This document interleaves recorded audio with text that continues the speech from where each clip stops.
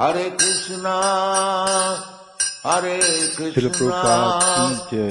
कृष्णा कृष्णा गुरु महाराज हरे की जय। हरे आप सब भक्तवृंद की हरे जय। राम जय गौर नित्यानंद। हरे राम राम राम हरे हरे। वाञ्छाकल्पतरुभ्यश्च कृपा सिन्धुभैव च पतितानां पावनेभ्यो वैष्णवेभ्यो नमो नमः। जप सुधारने की कला इस सत्र पे हम राधा कुंड में स्थित होकर नाम जपने की प्रयास कर रहे। मानसिक नाम जप ब्रज में किसी एक क्षेत्र पे विराजमान होके नाम जपते समय वहां पर विराजमान रहना है ना। तो ये आपकी मानसिक जप बा मनो को अपने पास रख के नाम के ध्वनियों को बहुत अच्छी तरह से आपको श्रवण करनी।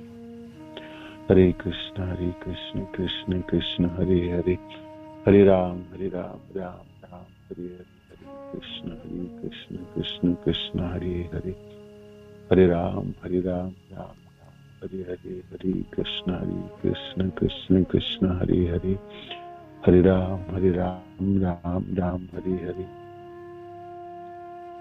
और राधा कुंड के बारे में जो भी आपने सुने हैं, जो जिन्होंने दर्शन किए, राधा कुंड गए हैं, जपे, 100 शरीर गए हैं, अपने प्रत्यक्ष वहां समय बिताए कुछ, और जो चीज आपने वहां दर्शन किए हैं खुले आंखों से किए अपने, है ना। तो वो भी आप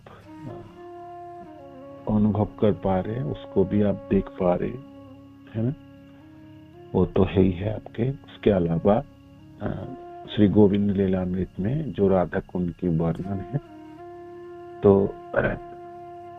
वो हमने 24 श्लोक तक 25 श्लोक तक हमने बताया। 26 श्लोक 26 श्लोक तक हमने बताया आपको राधा कुंड की शोभा के बारे में। तो वो आपने सुने हैं, वो आपने सुने, श्रवण किए। अब आपको वहां रहना है ना। और जबते समय आपको रहना, मन जब इधर उधर भागे तो आपको खींच के लाके उसको राधा कुंड के तट पे बैठाना है। तो कुछ दिन तो आप रसम कसम होगी, कुछ दिन आप प्रयास करेंगे तो होगी ही नहीं, रहेंगे नहीं। एक माला जपा, आधा माला जपा, मन से निकल गए। किंतु आप निरंतर प्रयास करेंगे और उसको अभ्यास में परिणत कर देंगे, तो आप कुछ दिन बाद देखोगे, आप जपने से जागते ही आपको राधा कुंड याद आता है, बिल्कुल आता है ना। और उसमें आप बहुत जल्दी पहुंच जाते हैं, और फिर जगह भी चुन लेता है, वहां बैठ जाते हैं। और फिर आप जपना शुरू किए तो वो आपके साथ भी देता है, आपको संग प्रदान कर देता है। पहले आप अपने को मन को रखने के लिए अपने प्रयास कर रहे थे, अब मन ही आपको साथ देता है ना। कहते हैं ना, मन मित्र भी है आपकी और मन आपके शत्रु भी है। जब वो शत्रुवत व्यवहार कर रहा था तो उसको आपको जबरदस्ती करके लाना पड़ता था और बैठाना पड़ता था, और थोड़ी सी बैठने के बाद वो फिर भाग जाता था, है ना। मनो की गति है, मनो की ये विशिष्टता है, मनो में ये चंचलता वो हमेशा ही रहेगी। किंतु जब वो मित्रवत काम करता है, जब आपने किसी एक अभ्यास में उसको डाल दिए हैं, एक अभ्यास में उनको एक अभ्यास में परिणत हो गई आपके जीवन शैली, तो मन आपको साथ दे देती है, बिल्कुल साथ देती है। और छोटे बच्चे के जैसा आपके साथ ही रहता है, और उनको भी अच्छा लगता है कि क्यों नहीं अच्छा लगेगा, बताओ। स्थूल इंद्रिया हो या सूक्ष्म इंद्रिया हो, उसमें आध्यात्मिक विषय वस्तु दिया जाए, वो इंद्रिया की पोषण है। इंद्रिया पोषित होती है, माने इंद्रियों को रस मिलता है। वो बेचारा कभी उसको मिला ही नहीं था इतने जन्मों में, वो तो भौतिक रसों में पड़ा रहता था। तो जब उच्च रस प्राप्ति हो गई है ना, तो फिर वो भागना नहीं चाहता, वो तो बिल्कुल भागना नहीं चाहता। वो कहते हैं आप थोड़ा और बता दो, आगे का आपने क्यों नहीं बताया, और आगे का आपने क्यों जानना नहीं चाहते, है ना। बहुत सुंदर है। अभी तक हमने खूब अच्छे से श्रवण किए। तो सुना कौन है? मन ही सुना आपको। सपोज कोई चीज आपने बहुत अच्छी तरह से सुन रहे हो, है ना, अच्छा सुना।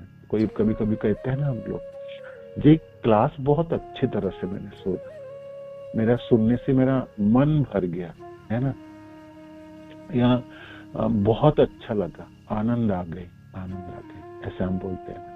जैसे स्वादिष्ट भोजन करने से कहते क्या सुंदर बना, क्या अच्छा है, मेरा तो स्वाद जीभ में लगा हुआ है ना।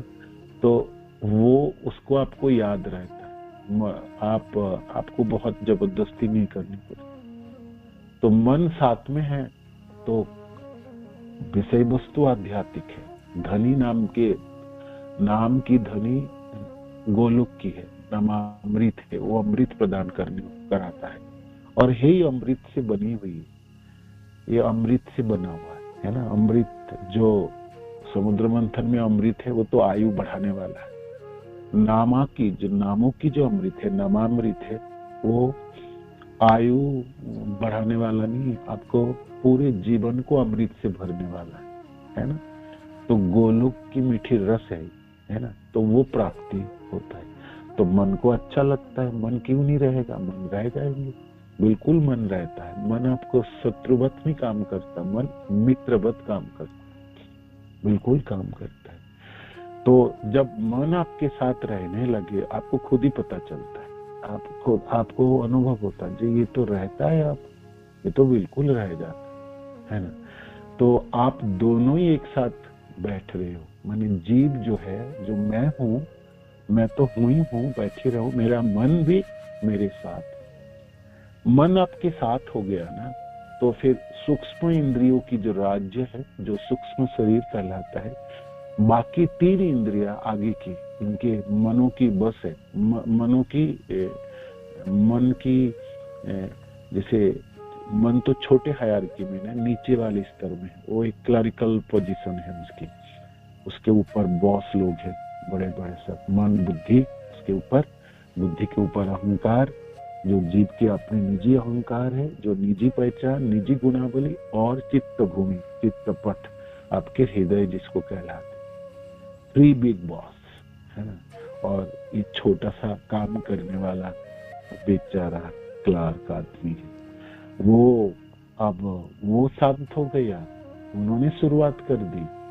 तो ये इतना स्फूर्तिला है और इतनी अच्छी काम करता है, और इसका परिचय इतनी सुंदर है, आगे के तीनों बॉस की रिकमेंडेशन मिल जाता है, उन्होंने टिक मार्क देकर रखा। मन ने कुछ कर दिया, माने वो परफेक्ट है, माने एकदम वेरी गुड है ना। मन बहुत ज्यादा अच्छे काम कर सकता है। तो मन जब शत्रु रहता है, ये इतना ज्यादा जिद्दी है और हठीला होती है, ये बुद्धि को अपने गिरोह में रख लेता है। जैसे कभी कभी ऑफिस में देखते हैं ना, क्लर्क कोई बड़े ज्यादा शक्तिशाली हो जाता है, वो मालिक नहीं है, बॉस नहीं है, किंतु वो सब कुछ काम ना अपने अधीन रखने के लिए रख लेता है, और वो सब जानता है, और सब कुछ जानता है ना, और हर तरह से बॉस को भी घुमा के रखता है। अपने वाला हायरार्की में जो बैठे लोगों को, उनको भी दबोच में ले आता, और उन्हीं के इशारा में चलता है, बुद्धि भी चलता है, अहंकार भी, और चित्त भूमि भी चलती है। ये दूषित मनों की वृत्तियां, दूषित मनों को वृत्तियां, भौतिक संसार के भोग में लगा हुआ मनों की वृत्तियां, वो उस समय विपरीत दिशा में काम करता है। वो उपरस्थ तीनों जनों को अपने अधीन रखने की होड़ होती है उसमें, है ना। किंतु जब आपके साथ देने लगे, जब शत्रुवत नहीं मित्रवत काम करने लगता मन, तो मन अपने शरणागत हो जाता है, मन झुकता है, मन झुक जाता है, मन बिल्कुल झुक जाता है। और आपने तीनों बस ऊपर के जो हायरार्की में बैठे हैं, बुद्धि, अहंकार और चित्त भूमि, उस तीनों के अधीन रहता है और तीनों को ना सहायता करता है। जो बोलते हैं जी जी साहब आप बहुत अच्छे बोले, है ना, तो मन आपका बैठ जाएंगे, है ना। आप लोग सुन रहे हैं, तो मेरे को मैं पूछूं तो आप अवश्य बोल पाएंगे। कुछ लोग तो बिल्कुल रह पा रहे होंगे, बिल्कुल रहते हैं, सब लोग नहीं रहते। 67 लोगों में से मैं उम्मीद कर ही पाऊंगा, कर पाता हूँ कि कम से कम 40 लोग तो बिल्कुल राधा कुंड के बारे में जो सुने हैं, तो कम से कम राधा कुंड आपके लिए जपते समय मनों में याद आते और आप बैठने के प्रयत्न भी करते हैं और थोड़ी बहुत समय तक रहते, 3 माला 4 माला 5 माला रहे। आप अभ्यास में परिणत कर देंगे, आप 16 माला तक ही रह सकते, बिल्कुल रह सकते। मन आपके मित्रवत काम करने वाले, और जब मन मित्रवत काम करने लगेंगे तो राधा कुंड की स्फुरन प्रकाशित हो, राधा कुंड अपने आप स्फुरित हो जाएंगे आपके जीवन। और वो जो स्फुरन है ना, जो भी थोड़ा बहुत स्फुरन है, पूरी तो नहीं है, किंतु थोड़ी बहुत जितनी भी स्फुरन होगी ना, वो आपके जीवन की पाथेय है, माने आपकी धरोहर है। उससे तो बड़ी आनंद से जिया जा सकता है और अनेकों समय बिताया जा सकता है। बोलने के लिए आप दूसरे को नहीं बोलेंगे, आप तो सोचेंगे आंखें तो बंद करूं और तो थोड़ा मनन करूं, है ना, और रहूं उस राधा कुंड में, है ना, रहने में बहुत अच्छा लगता है। ये आपके मन आपको साथ दे रहे, साथ देने वाला है ना, वो अभ्यस्त हो गए, तभी ये संभव हो रही है। तो आप कहोगे आंखें बंद करने से मेरे को कुछ दिखती ही नहीं है, तो मैं क्या करूंगा आगे जाके, है ना। मेरा मन मेरे को आगे बढ़ने नहीं देते, चलने नहीं देते, तो कोई बात नहीं, आपको दुखी होने की कोई प्रयोजन नहीं। कबीराज गोस्वामी ने तो आपको सहायता कर रहे हैं ना। तो आप 25 श्लोक तक हमने पढ़े, तो कुछ चीजों तो आपने श्रवण तो किए हैं ना, तो उसको आपको अब धारण करनी है। कोई चीज सुने हैं तो उसको धारण करना है ना, अपने पास रखना है। अपने पास रखने के लिए सबसे सुंदर व्यवस्था क्या है? आप आंखें बंद करके आप अपने मनन करो। जी, जो मैंने सुना हो गोविंद लीलामृत में, देखो तो सही मेरे को कितनी चीज याद है ना। जब आप याद करने जाओगे ना, आप कहां से उठाओगे? बताओ, हमारे स्टोर हाउस कहाँ है, कहां से उठाओगे चीज? अब आपको याद करनी है, मनन करनी है, राधा कुंड के बारे में गोविंद लीलामृत में श्रवण किए, अब कैसे उठाओगे, है ना, किस जगह से आपने उठाओगे? वो संचित होती है हृदय में। हृदय स्टोर हाउस है, हृदय चित्त वृत्ति कहलाता है। वो बहुत बड़ी जगह है, बहुत बड़ी जगह है। वो भौतिक संसार के स्टोर हाउस की तरह नहीं है। इसकी जो बनावटी है ना, यहाँ के साइंटिस्ट लोगों को पता ही नहीं, वो कोई किसी को नहीं पता उसको ये स्टोर हाउस बना कैसा है ना। वो कहेंगे कितना बड़ा जगह, इसकी स्क्वायर फीट क्या है ना, 1000 square feet, 2000 square feet, 4000 square feet के हम स्टोर हाउस बनाते हैं ना कुछ रखने के लिए। इतने, ये तो सुधर्मा सभा की तरह है। आपके हृदय जो है, ये है तो जड़ इंद्रिया है, किंतु ये इतने शक्तिशाली है और इतनी इसकी अभिनवत्ता है, माने इसकी बनावटी से अद्भुत है। पहले तो लोगों को पूछो, आपको पता है हृदय होती है ना।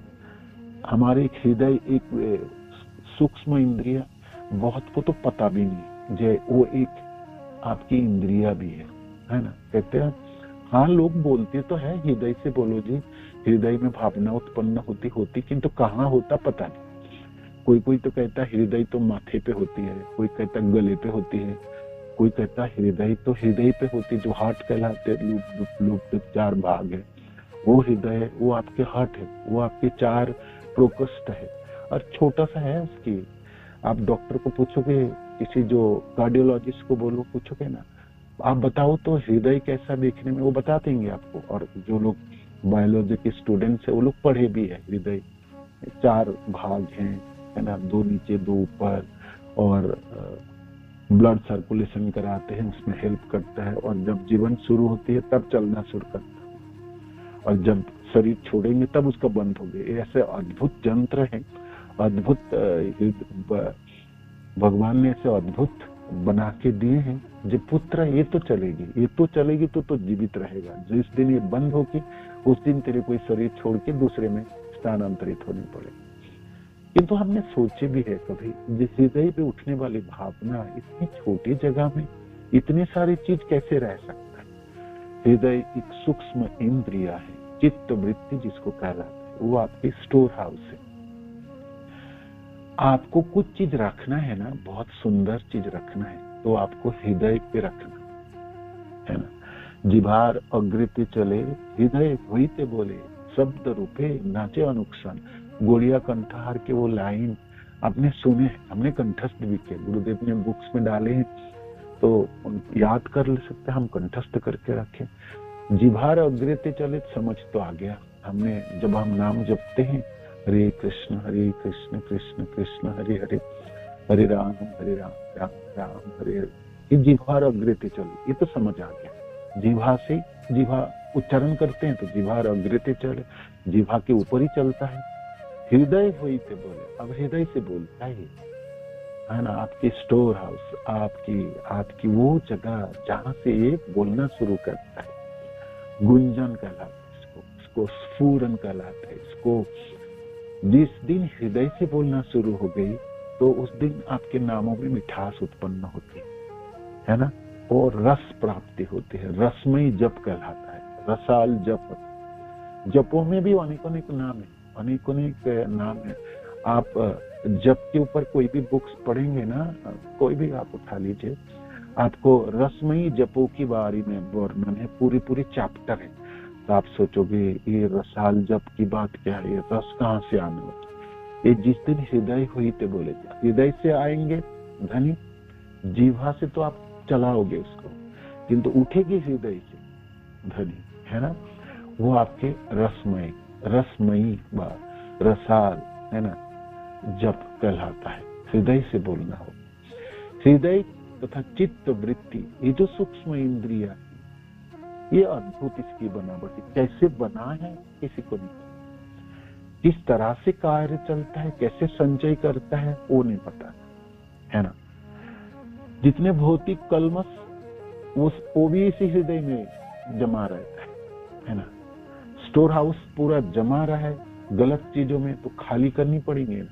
नाम जप के माध्यम से अनंत कालों की, अनेकों जन्मों की भौतिक इच्छाएं जो स्टोर हाउस में जमा हुई थी, धीरे धीरे चली जाती है, नष्ट हो जाती है। उसकी जगह ले लेती है नामामृत, नामों की अमृत, है ना, आध्यात्मिक जो विषय वस्तु है वो सब जगह ले लेती है, और पुराना कूड़े कचड़े सब बाहर साफ, है ना।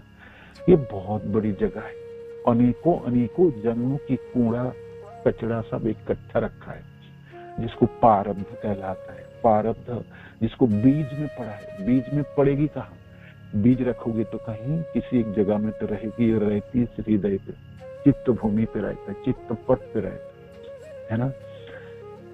ये आजकल वो आप सुनते हैं ना, आर्टिफिशियल इंटेलिजेंस AI वाले आजकल कहते हैं पर्दे भी नहीं चाहिए, कोई भी छवि बिना पर्दे के ऊपर भी रिफ्लेक्टेड हो जाएंगे।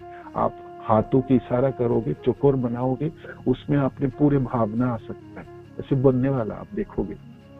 हमारी चित्तवृत्ति लगभग कोई जगह नहीं लेती, भौतिक संसार के किसी जगह की प्रयोजन नहीं है, ये पूरी अवस्था में रहती है।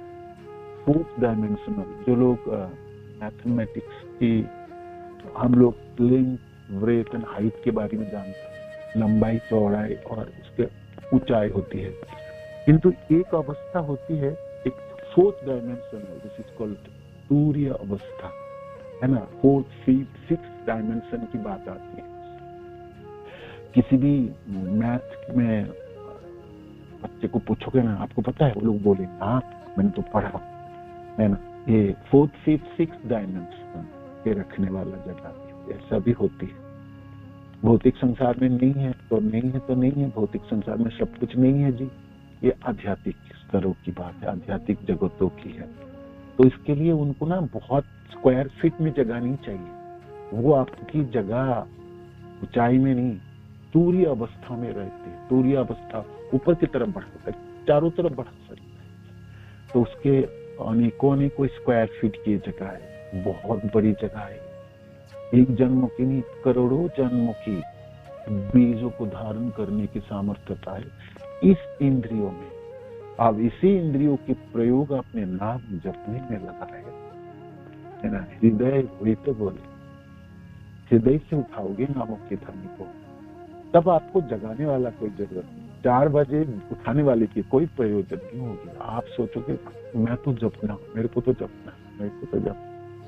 मन आपके साथ होगी, बुद्धि आपके साथ होगी, इंद्रिय आपकी, अहंकार आपके साथ होगी, चित्त वृत्ति की भावना जाग उठेगी, है ना। तो ये आपकी मनन की प्रक्रिया है, स्फुरन की है ना।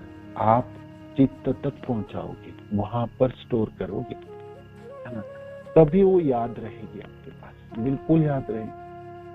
2-3 साल के बाद भी याद करने की कोशिश करो, वहां से उठाएगी। तो इसीलिए राधा कुंड की शोभा के बारे में जब लीलामृत में, गोविंद लीलामृत आप सुन रहे हैं, आप प्रयास करो कुछ चीज में अपनी चित्त वृत्ति में, अपनी स्टोर हाउस में जमा करो। देखो जी 25 श्लोक मैंने सुना, कुछ तो याद होगा आपको, है ना। तो आप अपने आंखें बंद करके याद करो। कुंड की शोभा मैंने देख लिया, तट को देखा, नीर को देखे, नीरों में, जलों में अनेकों कमल फूल खिली है सफेद, उसको मैंने देखा।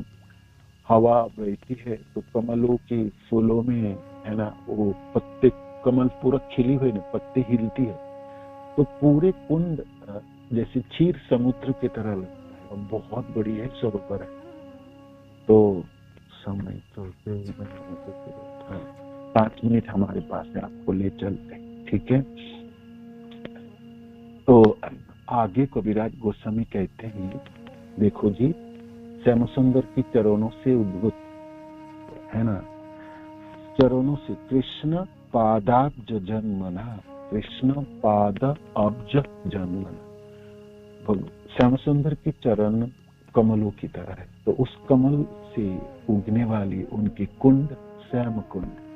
वो श्याम कुंड दक्षिण दिशा और पूर्व दिशाओं के जो अग्नि कौन है, वो उस तरफ है ना, उस तरफ है। दोनों की मिश्रण है, दोनों की जल मिश्रित होती है। उसके ऊपर एक पुलिया है, रत्न की सुंदर पुलिया है, अब जा सकते, उसके ऊपर जा सकते, किंतु नीचे दोनों कुंडों की जलों के मिश्रण पे। तो ये श्याम कुंड है, भगवान कृष्ण की पादाब्ज जन्मना, चरणों से जन्म लेते, जन्म लिया, और राधा कुंड के सामने स्थित है। और इस दोनों कुंड की वर्णन वराह पुराण में विस्तृत है। कभी आपको और ज्यादा अधिक आपको जानना है, पढ़ना है, सुनना है, तो वराह पुराण आती है, वराह पुराणों में वर्णन है, कविराज गोस्वामी वर्णन करते हैं। तो ससदिक तीर नीरेण कृष्ण पादाब्ज जन्मना, नीज पार्श्व उपविष्ट नारिष्ट कुंड ने संगत। तो दोनों कुंड के मिलन है। तो चलो जी, अब यहाँ से थोड़ा चलते हैं, है ना। उठ के कविराज गोस्वामी आपको निमंत्रण देते हैं, आप ना उत्तर दिशा की तरफ देखो। चारों दिशा है ना, दक्षिण हुई, पूर्व, दक्षिण दिशा में बड़ी घाट है, उसमें दो आपके चंपक वृक्ष है और उसमें झूले लगे हुए हैं, प्रशस्त वो मंडप है, सीढ़ियां है, और रत्न वेदी है, उस दक्षिण दिशा में भी घाट है, ऐसे पूर्व दिशा में वो दोनों वृक्ष कदम्ब वृक्ष है, और पश्चिम दिशा में दुब्बकुल के वृक्ष वाले घाट है। और अब उत्तर दिशा में आपको याद है तो स्टोर हाउस से निकालो कौन सा वृक्ष है दोनों, वो है आम्र वृक्ष, 2 आमों की बड़े बड़े पेड़ है, और ये पेड़ बहुत बड़ी बड़ी है और छायादार वाली है ना। ऐसे आम के पेड़ वृक्ष तो जानते ही, आपने देखे भौतिक संसार के आम का पेड़ होते ही बहुत बने हरियाली होंगे और छाया देने वाली, और दिखने में बहुत सुंदर लगते है ना। उसके नीचे आप बैठो तो आपको अनुभव अद्भुत होती है। आम की दोनों वृक्ष है, बड़ी बड़ी वृक्ष है, और ये मंडप है, बहुत विस्तृत मंडप है। सीढ़ियों के नीचे आप देखना चाहते देख लो, रत्नों की 2 वेदी है, स्नान वेदी कहलाते उसको, है ना। जलों को स्पर्श करना है तो सीढ़ियों से उतर के कर लो थोड़ा सा, आपको कौन माना करता है ना। आप बिल्कुल कर सकते हैं, बिल्कुल कर सकते हैं। तो अब आपकी निगाह कुंड की तरफ नहीं, कुंड से ऊपर की तरफ आपको देखना है। इस मंडप से ऊपर चली जाएगी, है ना, वृक्ष को झूले को छोड़ के आगे, तो आगे थोड़े जाएंगे तो चारों तरफ वृक्ष की श्रेणियां है ना।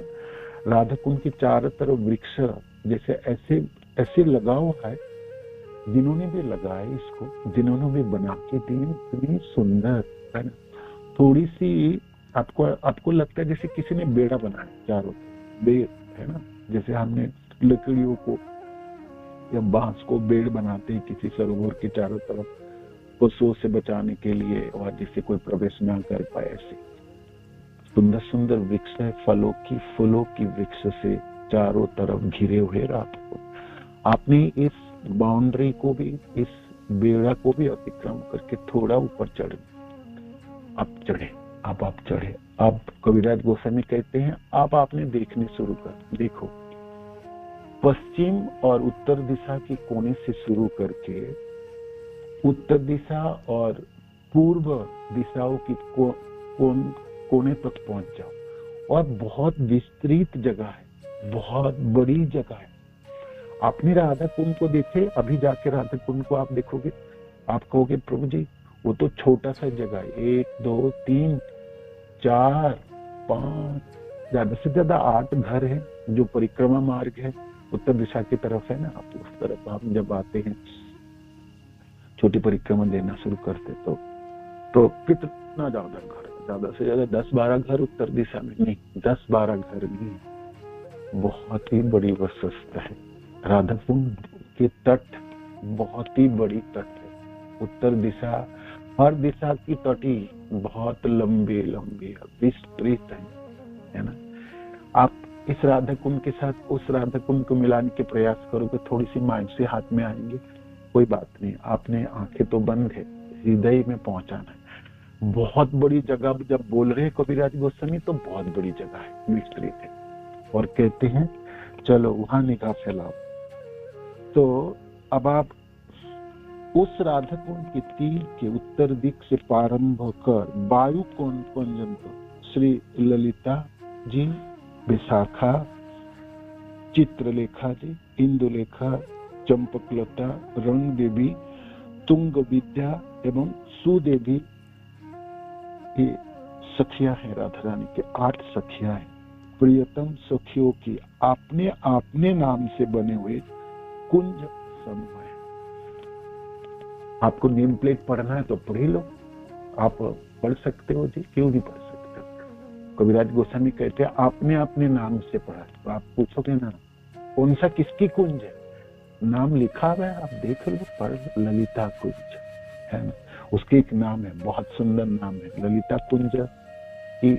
ललिता देवी की जो कुंज है उनकी भी नाम, विशाखा देवी की कुंज, विशाखा देवी के द्वारा संस्कार किया गया, माने विशाखा देवी देखभाल करती है, साफ सुथरा करना, हर चीजों को ठीक ठाक करना, सब चीजों कहाँ कैसे विराजमान है, क्योंकि श्री प्रिया प्रियतम पधारेंगे तो भाई उनकी कोई त्रुटि ना हो, उनकी सारी चीज प्राप्ति हो, इसलिए वो कुंज बना है।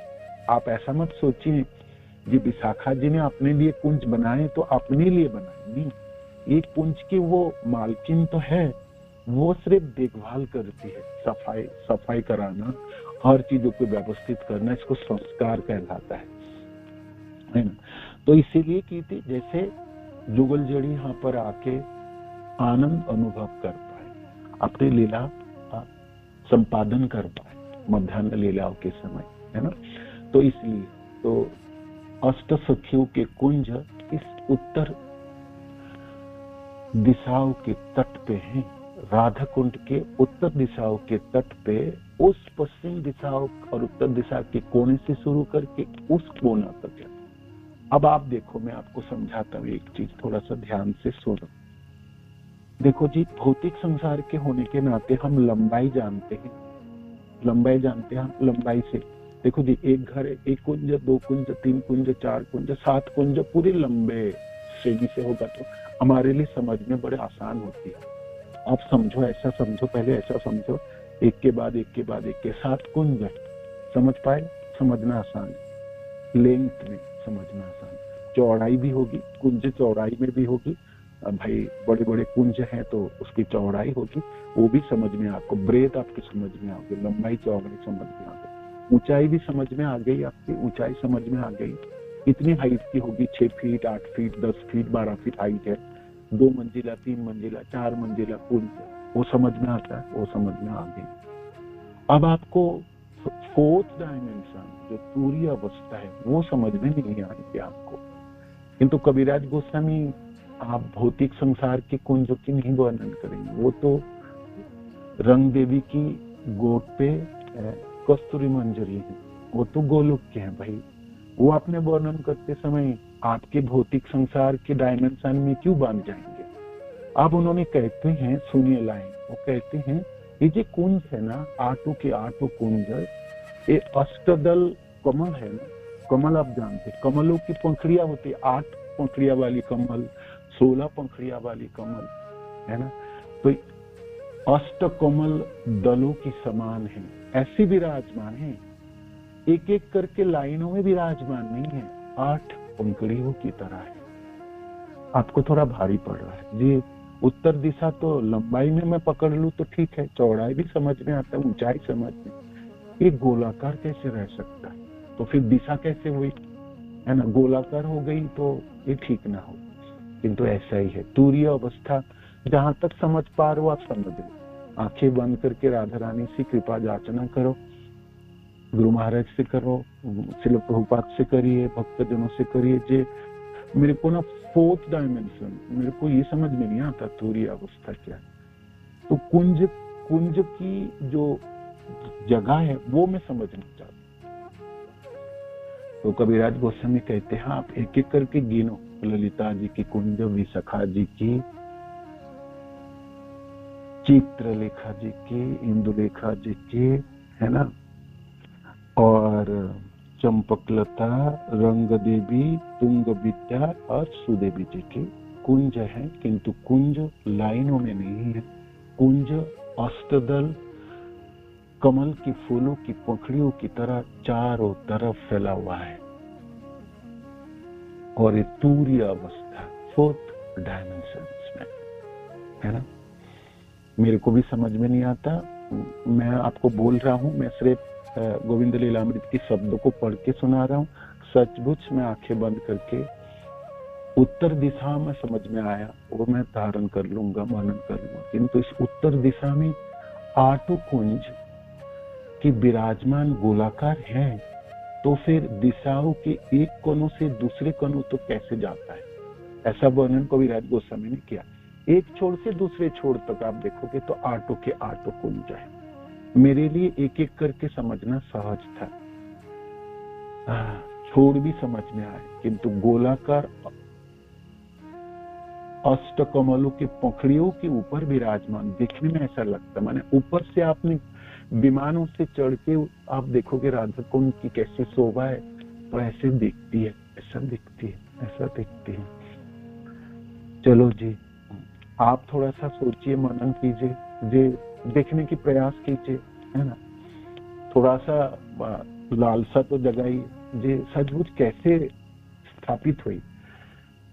उसके बाद उनकी शोभा वर्णन किया, जे कुंज कैसे, विशेष करके ललिता कुंज के बारे में, सबसे बड़ी कुंज है ये, उसकी चबूतरा के बारे में वर्णन किया, उसकी बाउंड्री कैसे कैसे रास्ता बनी, और कुंज के चारों तरफ वो है फूलों की क्यारिया बोलते हैं ना, या इसको उपवन कहते हैं, उपवन है ना, उपवन फूलों की वन है ना, वन है, फलों की वन है, कुंज की चारों तरफ फल और फूलों की वन है, और बीच बीच में रास्ता बने। वो रास्ता कंकर और पत्थरों की नहीं है, मणियों की रास्ता है, सफेद मणियों की बना रास्ता है। ऊपर से कोई देखने लगे तो लगता है जैसे कि एक सरोवर की तरह है, एक कुंड की तरह है ना, हो गई है ना। हरे कृष्ण। श्रील प्रभुपाद की जय, गुरु महाराज की जय, आप सब भक्तजनों की जय। जीता है तो आत्मा हरे कृष्ण।